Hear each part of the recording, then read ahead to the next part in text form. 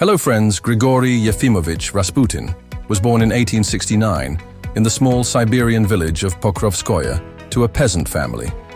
Unlike the popular image of him as a mysterious sorcerer, his early life was ordinary, filled with farm work and the hardships of rural poverty.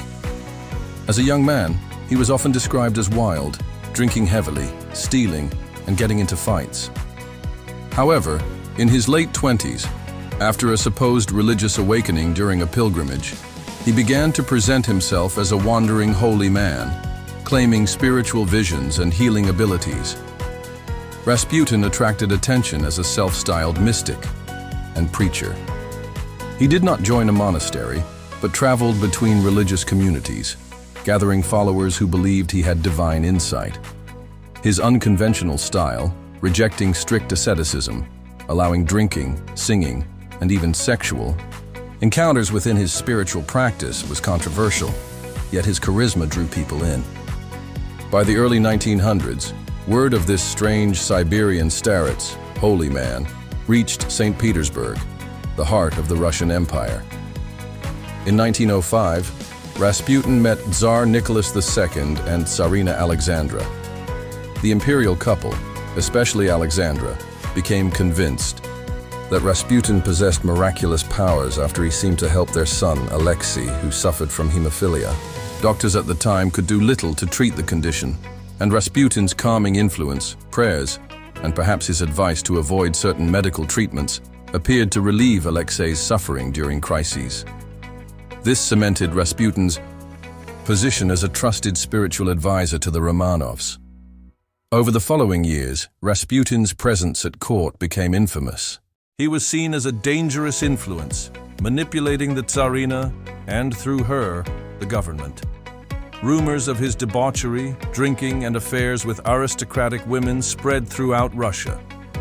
Many nobles and church officials despised him, accusing him of being a fraud who corrupted the monarchy. Despite repeated attempts by church authorities and politicians to remove him, Alexandra defended him fiercely, believing he was sent by God to protect her son.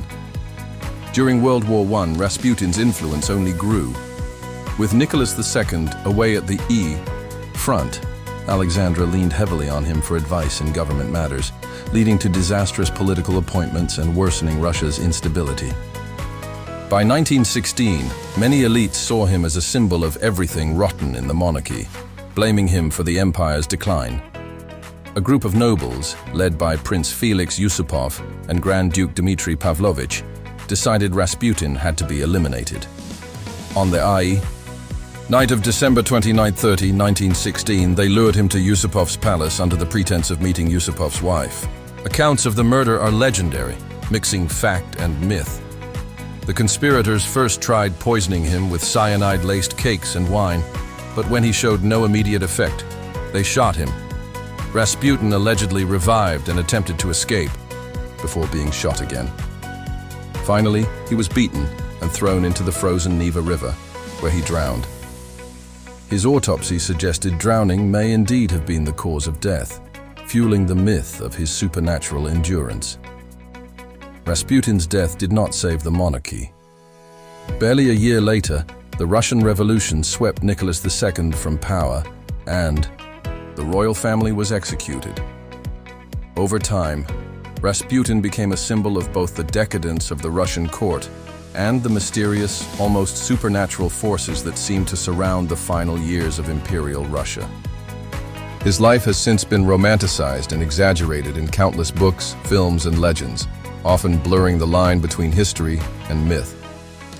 Rasputin's legacy after his violent death grew far beyond the man himself. Almost immediately, stories of his supposed powers spread across Russia and Europe.